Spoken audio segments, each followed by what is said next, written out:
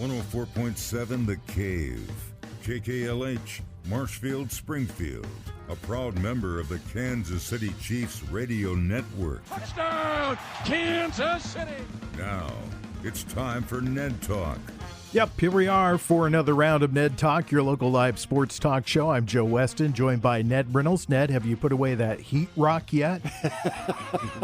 No, it's great. I love it. It can't be beaten, but it could get a little bit hotter as far as I'm concerned. Oh my gosh! Ned's all sexy. He's wearing a heavy sweatshirt today, but he always keeps it zipped down so you can just see a little skin there. Because I'm a hockey player.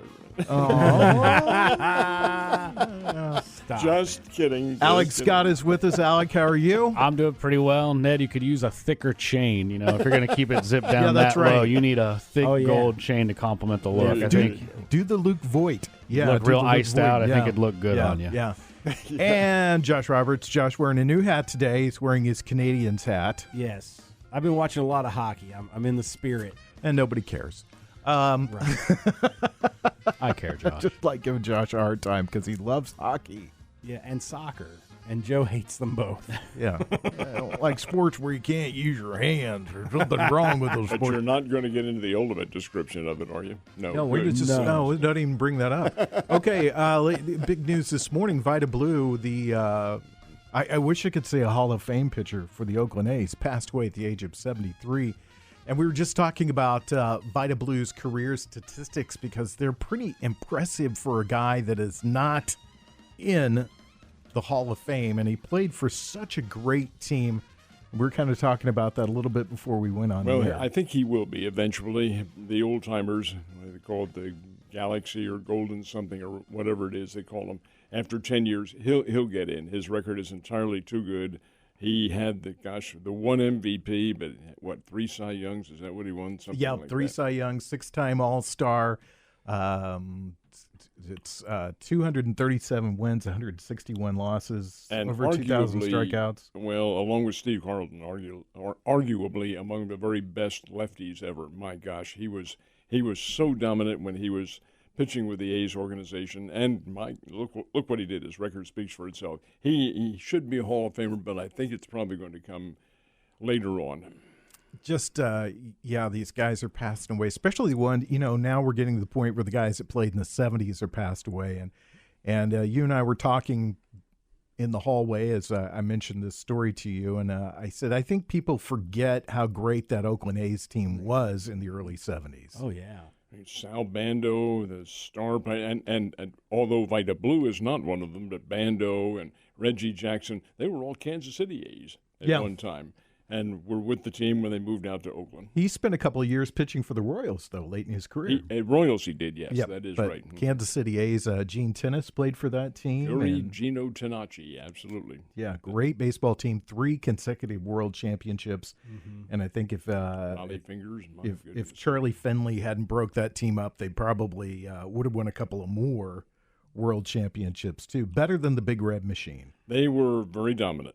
Very dominant baseball team and played just very strong. All right, the big news locally for sports is the St. Louis Cardinals no longer own the Springfield Cardinals.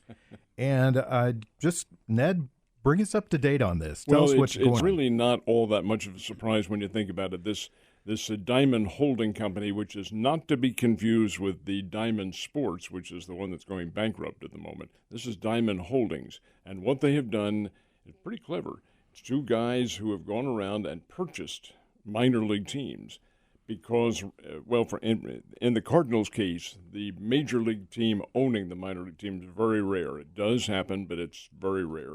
I think the St. Louis Cardinals, and I don't know this for a fact, but I'm looking into it, wanted to reduce their overhead somewhere along the line. They're not getting that Bally Sports money, or if they do, it's going to be very limited. They need to reduce their expenses. Well, the expenses they have with the Springfield Cardinals are the players.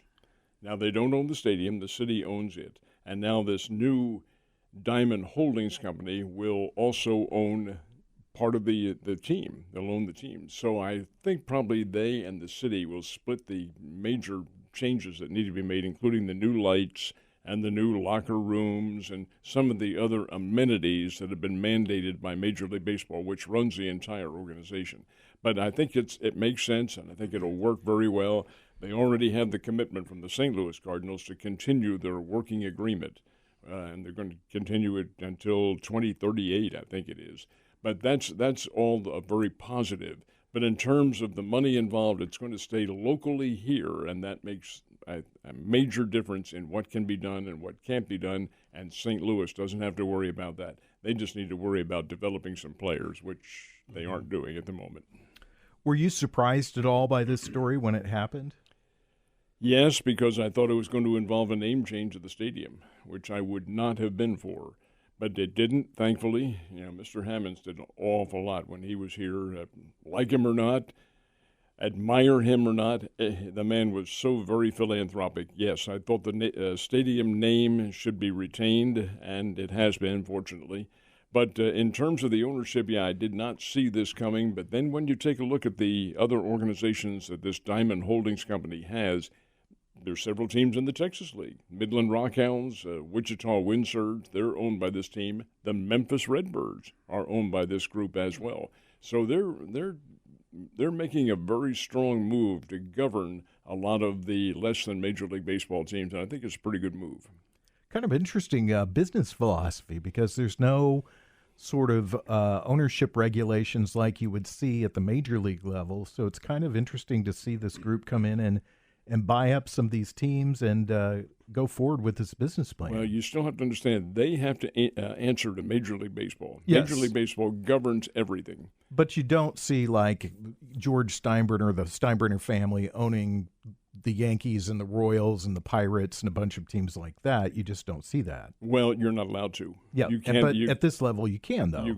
At this level, yes, Yes. but not in the Major League Sports. Matter of fact, the new owner of the Washington Commanders has had to relinquish, I think I'm right on that, has had to relinquish his stake in the Pittsburgh Steelers because he owned a part of, and you can't own two in the National League, National Football League. Have you had a chance to talk to anybody within the organization to see? Nope. Have not. I will in a couple of weeks, but no, I have not. I'm not in the loop anymore, Joe. Oh, come on. You are the loop, That's Ned. what I was going to say. No. You are the loop. No, You are the not- sun in the universe, the sports universe in Springfield, and it That'll be the rotates day. around you. That'll be the day. Come on. Be modest here. Alec, were you surprised by this? Oh, it just, I guess, yay and nay. I mean, it has seeing them already own Memphis. It's good that we kind of have a barometer for what they're capable of, what they're doing. It is, like, I'm with you. It is interesting that you're allowed to own multiple teams. It seems like there is potential for muddied waters in terms of, well, I own both of these clubs versus, not, how do you handle that if they're trying to compete against each other? However, with a governing body above all of them and with the organizations at the Major League level having vested interest in the players that are on their particular rosters. There's the key. They don't have any control of the players. And as long as they don't control that, then it should work out. And, it all stays in the Cardinal pipeline. And, the stadium name is still there. I imagine we'll get to see some new bells and whistles get thrown in there when the ownership change. They have to have some ideas when they're coming in. So Promotional. I was like, I think it'll be interesting. As far as us fans on our day-to-day level, it remains to be seen. I would be surprised if we, in a year, kind of forget that it's happened and we've just moved on to the new state of normal. Is there any resolution to the parking lot issue? That was resolved when the city purchased the stadium, and yes, it's $10. Okay. Which is a hell of a lot better than $20, which was more than the tickets for heaven's sake. Yes, it was. Yes, it was. Is that the parking structure right by Well, not the only one that on one, St. but the Louis Street? garage as well. Oh, okay, the one on St. Louis Street. Yeah. Okay.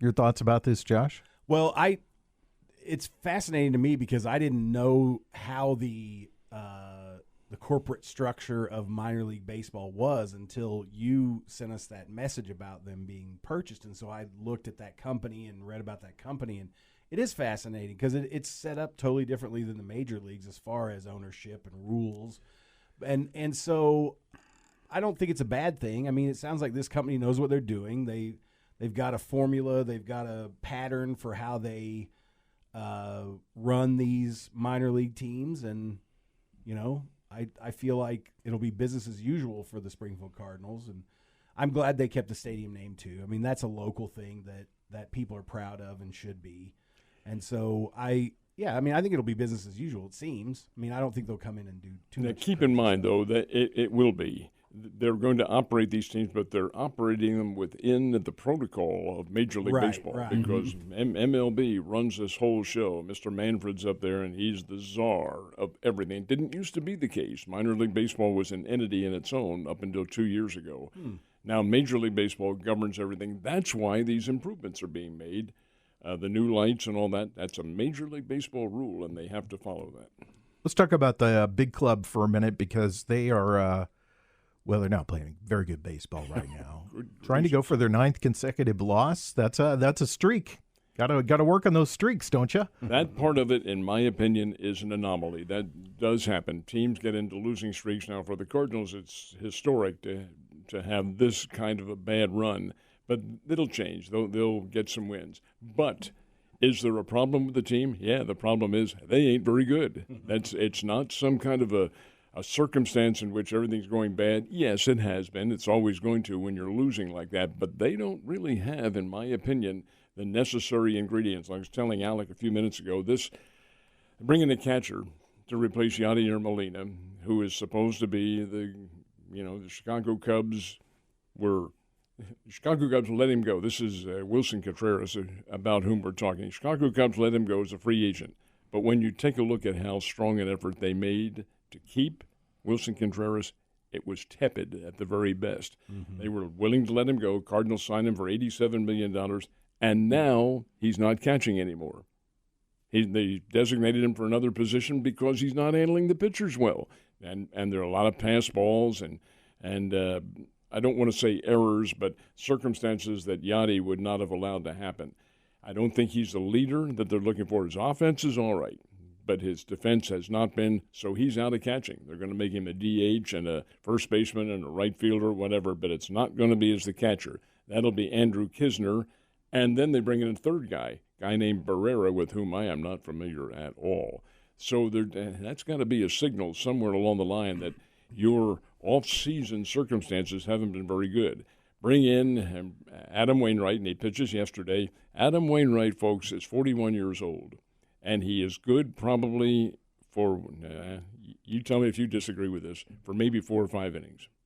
And then batters, he doesn't have a great velocity on the ball. They catch up with big old Uncle Charlie that's coming in there, learn what the rhythm is going to be, and then that's when bombs away occurs, as it did yesterday. There are other pitchers, Flaherty, I don't know what on earth has happened to him. 6 runs and, was it, or 10 runs? 10 runs. Gave up a 10 in his last 2 and a third inning or so. And this is supposed to be their flamethrower. Good gracious sakes alive. And then you take a look at the other teams, and here's Sandy Alcantara with the Miami Marlins, who's last year's Cy Young Award winner. Zach Gallen with the Arizona Diamondbacks, who's 4-1 and ERA of under 3. These are all former Cardinals, and they're doing so. Oh, my goodness, say what has happened? Well, that's just it. I don't think the makeup of this team is very good at all. Do you think that Contreras is an easy target, Alec, for the pitchers not being that good? I think we're seeing every possible switch with the word panic on it being flipped by the Cardinal organization right now, because this is just – everything is going wrong. I mean, all the way down, last year's MVP not playing up to it, and third runner-up of MVP. Goldschmidt yesterday started 0 for 4 with 3 strikeouts and a double play. I could have gone for 4 strikeouts, and it would have been a better day, and I would have charged them a lot less to do it. So I think at this point they're just grasping for any kind of straw. I think Contreras, it could be an issue with the pitching, him having a pitching staff. It's also, he didn't get to do much spring training with both Michaelis and Wainwright. Could be due to the WBC. He got to see some of the other guys, but it does take some time. I give him a little slack. I know, when Paul Goldschmidt first got to St. Louis, he didn't start too great, but he warmed up into the role. But we knew all offseason, we were saying on this show, that the pitching was probably not going to be up to it, and it's been worse than anticipated. The offense is not producing at the level we would have thought. And it's just all combined into the worst possible case scenario. And I think you can tell the players feel it. They're not playing with a mentality of we can right the ship. They're playing with a panic. We have to get this right. And they're playing more panicked than like focused. Beautiful. That's a very, very good point, Alec. And you can see that at bat, especially with their big guns, Goldschmidt and Arenado. They are going after pitches that are ridiculous because they feel that pressure. Hey, it's up to us to get this team going again. And when you have a circumstance like that where you have the pressure riding on your shoulders, well, there's going to be problems when that occurs. And they believe, if we don't score 5-6 runs at least, this lead's not going to hold. So to go back to your very initial question, Joe, I believe there's a fair amount you can put on Wilson Contreras. I have to hope his offense has gotten a little bit. He started very poorly, but he also took a fastball to the knee in game 1, so I give him a little credit there. But, at the end of his career, Yadier Molina was an offensive liability, but we had him out there for his leadership and for the pitching. And, when you lose a guy like him and, the franchise is going through changes, but I don't think anyone could have anticipated it would have been this drastic. There's an old adage in sports, Josh, that is you do not want to be the guy that replaces the guy. Oh, yeah. And Wilson Contreras is in that position right now. He is, and I think it's more glaringly obvious with the catcher than it is with some other positions because what you guys are talking about, that catcher has to be in tune with the pitching staff. They have to be on the same page, and obviously that's not the case right now with the Cardinals. Couldn't happen to a nicer franchise, in my opinion. But as always, the Cardinals will right the ship at some point, and they'll be fine. But, anytime like you're saying, Molina was not great offensively at the end of his career, but he was the battery for the battery, all those pitchers knew him. He knew them. They had a synergy. It's what we talk about with Patrick Mahomes and Travis Kelce. These guys are on the same page. So now you've got this guy who's a veteran catcher. He's played well for the Cubs in his career, but he's not on the same page with these pitchers, and that makes a big difference, especially early in the season. I think Alec made a very good point, too. The World Baseball Classic did interrupt a lot of their rhythm. But, guys, think back to when this started. It wasn't this year. At the end of last year. Who carried them down the stretch last year? Remember when they were charging and got their 93 wins? Well, they weren't all that good for a while. But who carried them right after the All-Star break? How about a fellow named Albert? It's like one Albert Pujols. Right. Yep. And Albert ain't there. And Albert is not there to provide that leadership and that home run. I don't remember what the number. He had to have 24 to get the 700 home runs, and how many he hit down the stretch. It was a vast majority. He might have had less than 10 at the All-Star break, and then he caught fire. Well, you don't. When that magic happens, then you have a circumstance in which the team envelops all of this, and they were playing so much better. But when they got to the playoffs, they stumbled. They weren't anything, and you could see the very vestiges of what's happening now at the end of last year. There's a not a good mix in their lineup at all. Cardinals are a streaky team. They've always played streaky baseball, and I just anticipate that, like you said, this is a blip, and before you know it, they'll put 9 wins in a row on the board, and they'll be back in the race. We talked about it last week about how hot the Pirates are, and they've crashed back to the earth this week playing some good teams. They played, though. Yeah, they played some good teams. They played some good baseball teams. When we come back, we'll talk a little bit about the Chiefs. It's Ned Talk on 104.7 The Cave.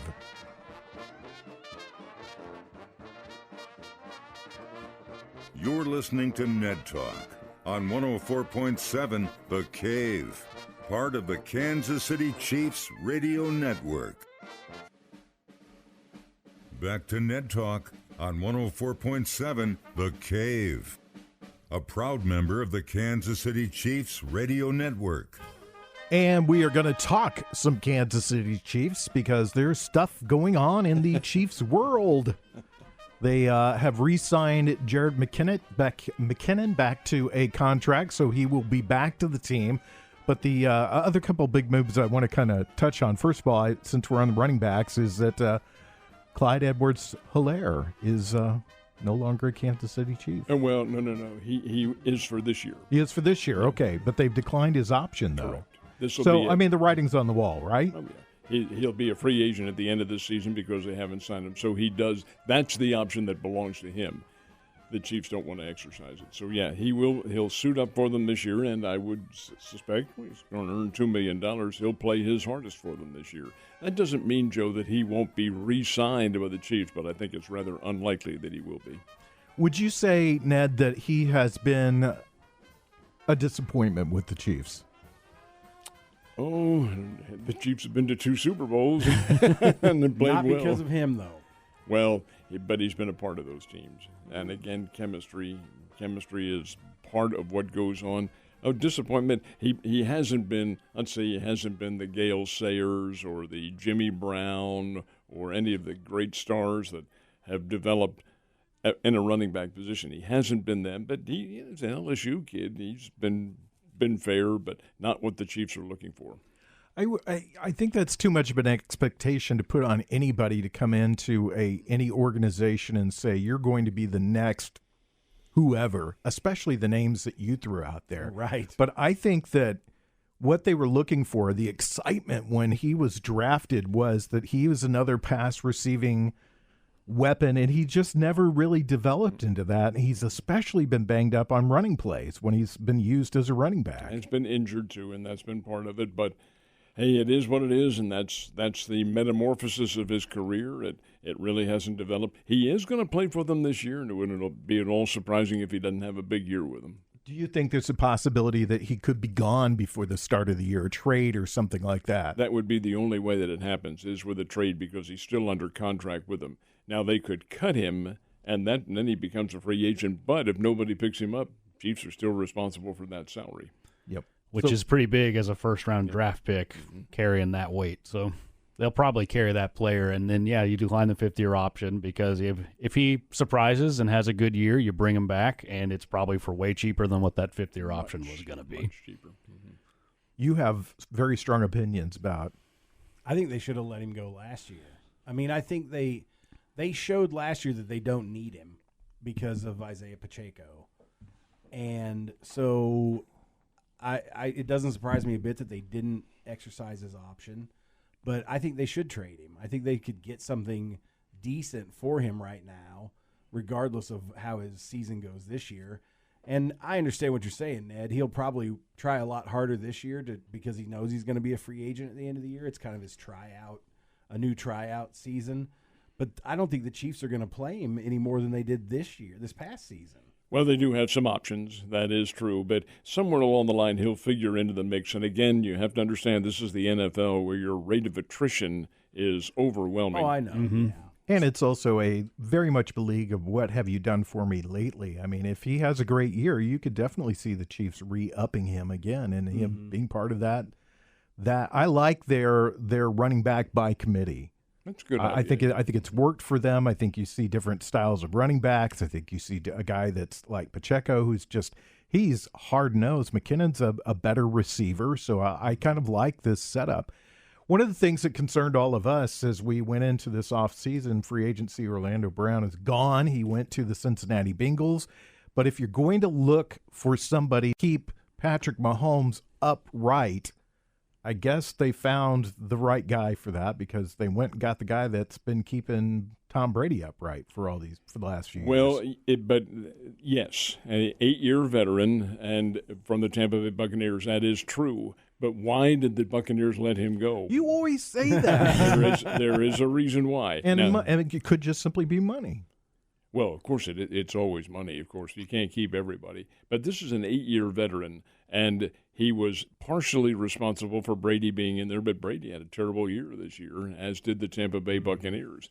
And he was deemed expendable here, so the Chiefs and they made a good buy in picking him up for a 1-year contract. But, Joe, that doesn't necessarily mean he makes the team. He has to go through the tryouts and all that sort of thing. It's not a guarantee by any stretch of the imagination. Well, nobody's guaranteed except Patrick Mahomes and Travis Kelce. I mean, those guys are guaranteed. Everybody else has to make the team. But I think this was a pretty good move on their part. Well, it is. But and the rookie that they got in the college draft from Oklahoma is also a very good player.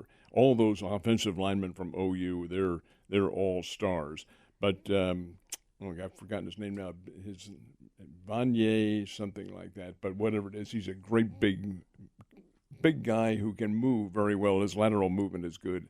And when you have, that's where they need the help on the offensive line. You need somebody to protect your franchise back there, and that's what they drafted for. And I think they feel confident they've got somebody to do that, or a group of players to do it. What did you think of this move, Alec? Well, a little competition because I'm spacing on his name right now, but there was a tackle from Jacksonville that the Chiefs signed just at the start, more towards the start of free agency. That was a bigger name that I believe is the heir apparent to step into tackle to replace Orlando They sure Brown. did. They got And again, Joe on the hotkey over there, he's going to give us the name. But, why not add a little competition, a little depth, as you said, attrition. That's the big word.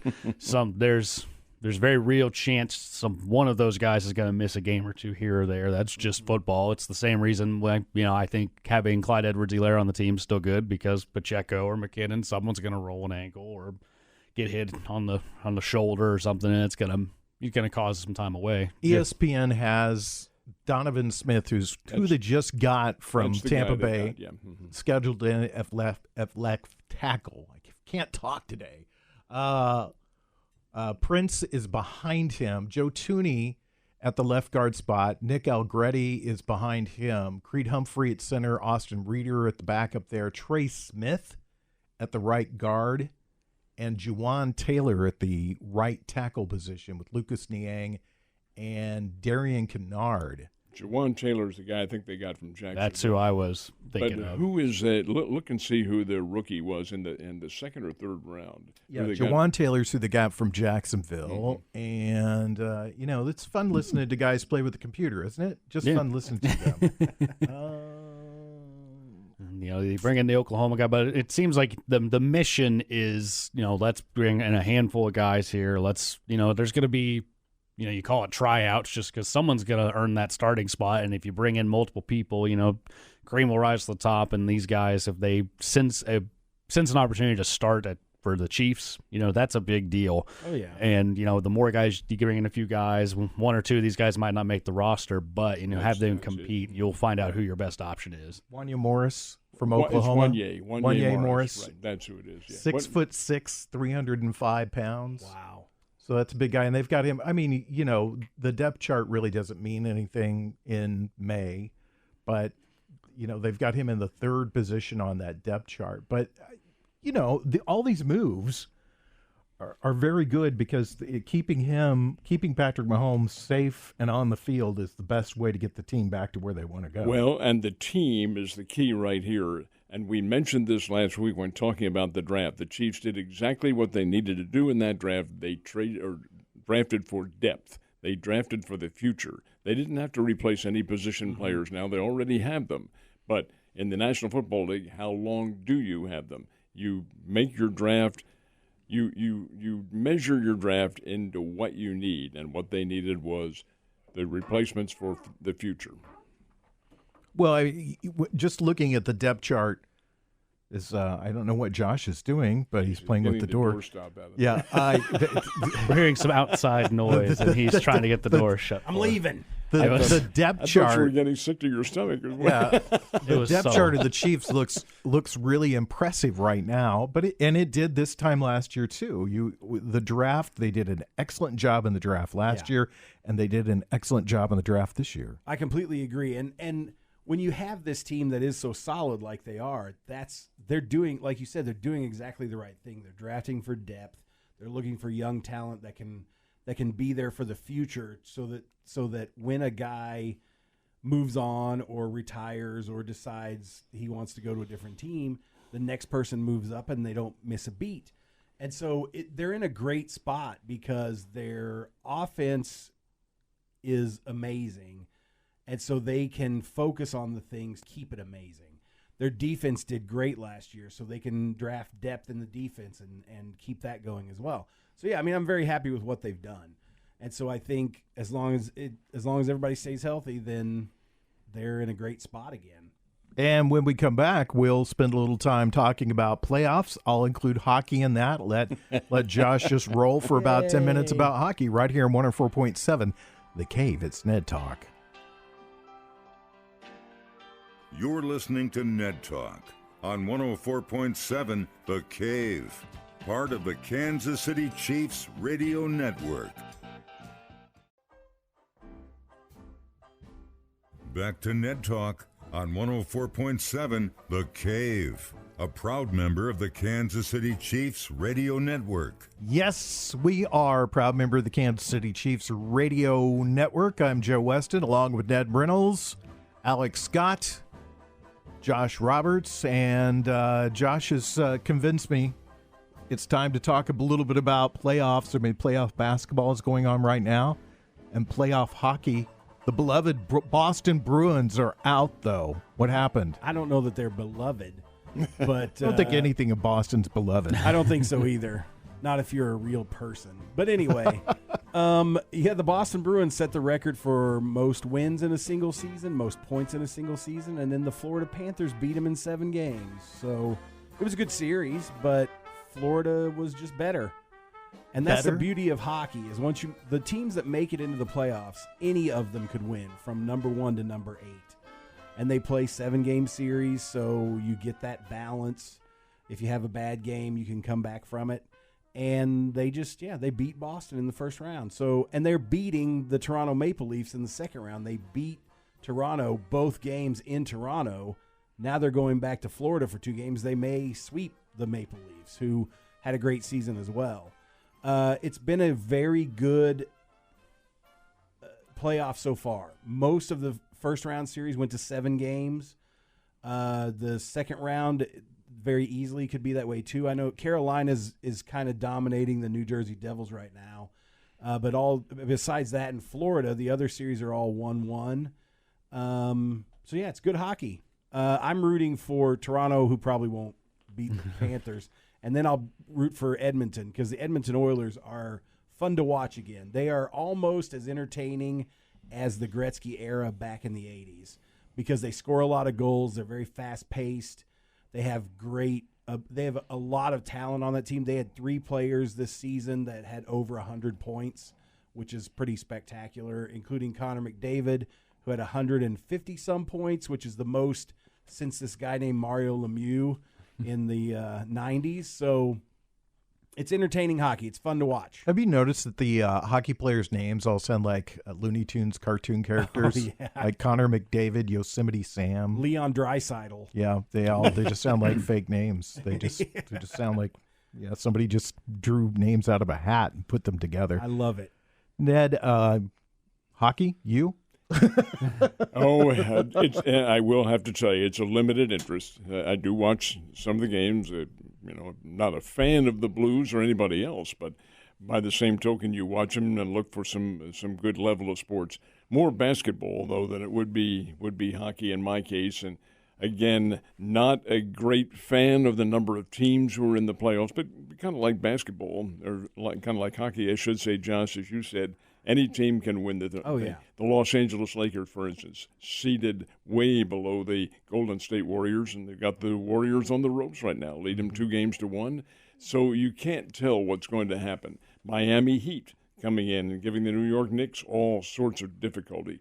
Again, you run into the same circumstance. It does happen. I was going to say that earlier, and I know Alec follows basketball a little bit closer than any of the rest of us in here, especially NBA basketball follows it a little closer. But when are we going to give Jimmy Butler and Eric Spoelstra their due? I mean, Spoelstra got handed the Miami Heat, and I think everybody thought after, getting basically the big 3 and that he was maybe not that great of a coach, and he's proven that incredibly wrong over the last few years. Well, in Alec, I'm going to bow to you to come up with that, but you've got all sorts of, you've got Riley doing some of the behind-the-scenes work, Pat Riley working with them as well. It's really an intricate show, but Miami's pretty good. Yeah, and it seems like this time of year they always show up. Spoelstra, I think he deserves a lot of credit. He comes in at the time, he gets the big 3. They win 2 titles and 4 in a row, and people want to say that was a letdown because of the talent they had, but that's 2 in 4 years. Any other teams would dream of that. Plenty of teams haven't even won 1, let alone 2. Right. So, and when you look across the NBA, the people are pretty quick to move on from coaches right now. Other than Popovich in San Antonio, I'd be hard-pressed to find someone who's been in their position longer than Spoelstra's been in Miami right now. You look at the last 4 NBA champions, the head coach for Milwaukee has been let go. The head coach for Toronto is gone. And what it boils down to is of the last 4, Steve Kerr's the only guy that's still with his team. All the other people have let their coaches go. They've already been that quick to move on. So for Spoelstra to be in Miami that long, and for Jimmy Butler, who just finds a different gear this time of year, it's really impressive. He is. And that team's looking good. You know, they barely lost to New York in New York without Butler, and then he comes back yesterday and they put a whooping on him. So it seems like Miami's destined for the Eastern Conference Finals, and all the other series still up, 2-1 across the board. It's good basketball right now, and it's really great for me with the Cardinals being as bad as they are to have good hockey and good basketball to supplement that. Well, when I did follow basketball very closely when I was in college, because Philadelphia and Boston have a great rivalry, and it's being renewed this year. Only Boston has shown signs of being the better team, even though Philadelphia has Embiid, Joel Embiid, the MVP. And his insertion in the lineup, since he's been put back in there, lost both games. Yep, it was like they've one game without Embiid, 1 win. James Harden went for 45 points and carried it, and then Boston's run out of the building 2 in a row. So yeah, I'm happy to see all the series sitting at 2-1. It could go any direction right now. The hockey's a little less. You have 2 series that are really out of whack with Carolina putting the hurt on New Jersey, and then you got Panthers putting it down on the Maple Leafs and on home ice for Toronto for both of those. Yeah. That's what's most surprising is Florida went into their house fresh off a 3-game win streak against Boston to close that series out. So they're, last year Florida won the President's Cup, unless I'm mistaken. So this is a team that is not far removed from a very good year. So it oftentimes isn't about who you're playing or who you have. It's how well you play and when you're doing it. And right now, Florida's a team that's playing great when they need to, and that goes a long way. Well, following that ratio, watch out for the Boston Bruins next year, though. Right. Yeah, I was like, next year's Bruins will sneak into the playoffs, and they're going to be mad. Let's go around the table and ask everybody this question. I feel I already know your answer, Ned. I don't agree with you on baseball, but I will say in basketball and hockey, for the casual fan, it's really hard to care about it at this part of the year. When you have 82 regular season games that don't mean anything. Yeah, and it's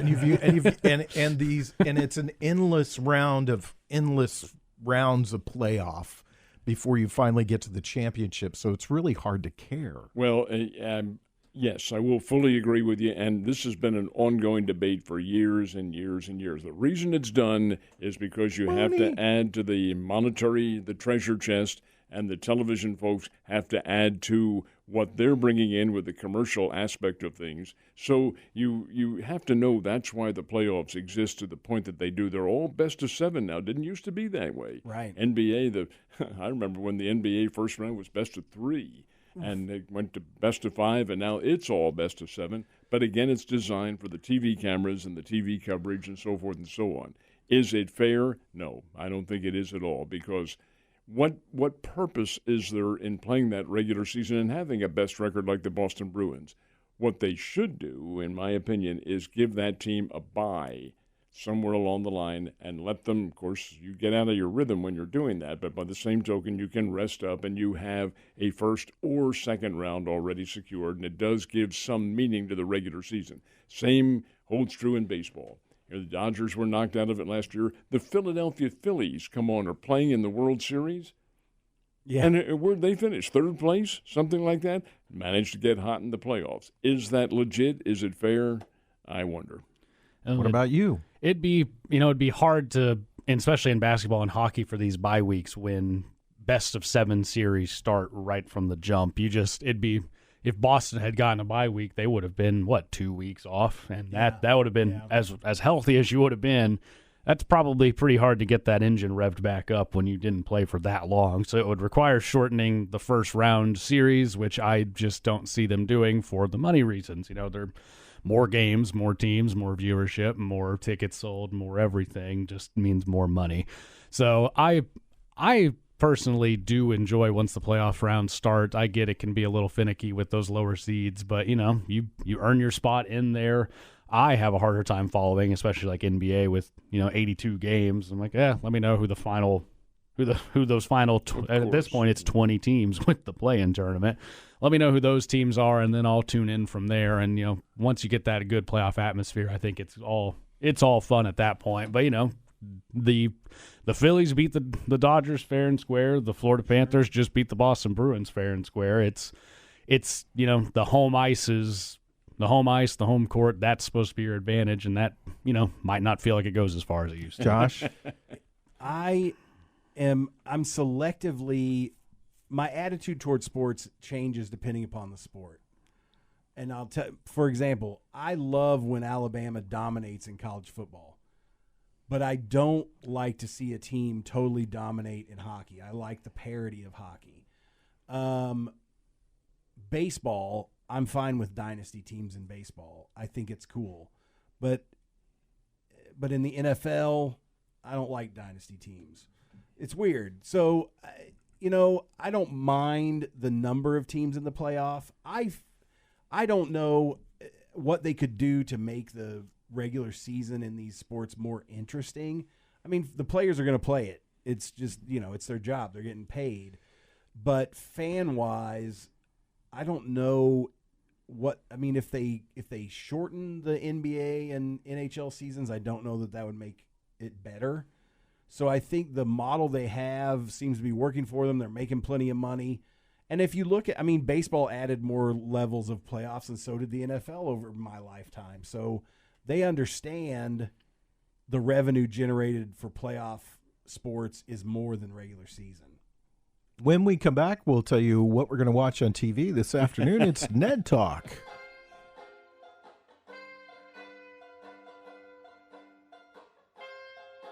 You're listening to Ned Talk on 104.7 The Cave, part of the Kansas City Chiefs radio network. Back to Ned Talk on 104.7 The Cave, a proud member of the Kansas City Chiefs radio network. Before we go any further, I want to say congratulations to Amy Christine Wood Van Horn on receiving her doctorate on Thursday. I am so proud of you, and I'll be at your party in just a few minutes. Let's recap what we're going to watch on TV today, Ned. What's on your mowing, right? Well, a little bit, yeah, but I'll watch a little bit of the Cardinal. I want to know what she has her doctorate in. Education. From where? From Evangel. She had her undergraduate and her master's from Missouri State, and then she got her doctorate at Evangel. Congratulations. That's awesome. That's a monumental Oh, yeah, that's achievement. a huge accomplishment. Yeah, she set her mind to it a long time ago, and she achieved it, so it's been great to be with her through this whole process. That's so 3 degrees better than any of us. Well, I think some of us have one here. Wait, no. I'm sorry. 2 degrees. 2 degrees, yeah. So She can't even count anymore. yeah, that's what happens when you get older. You lose. I always say the day when I'm on the air because I can't remember, and I'm just really reminding myself, yes, it's Sunday. That's the day it is. Alec, what about you? Gonna be tuning in for probably some of that triple header of hockey, and there's 2 basketball games. See if Philadelphia can make it a series against Boston. See if Phoenix can even it up against the Nuggets, and then a couple do or die hockeys to avoid a 3-0. Whoa, what a play! Great defensive play just happened on the TV, and then. If you want to call it playing baseball, see what the Cardinals are up to at some point. Alec, come on. Man. I know you're going to watch 3 hockey I games. am. There's a triple header of hockey, and it's all going to be good, so I'm going to watch that. It's all going to be good. Well, I just, I'm going to go home and watch baseball because why watch a second-tier sport when baseball's on, okay? That's what I'm going to do. Ouch. Want to say thanks to Corbin Campbell, Mike the Intern, Brian Tyndall, and Nick Fury. Download the show as a podcast through our website, through your Cave smartphone, or just search out Ned Talk. We'll see you guys next Sunday. Enjoy.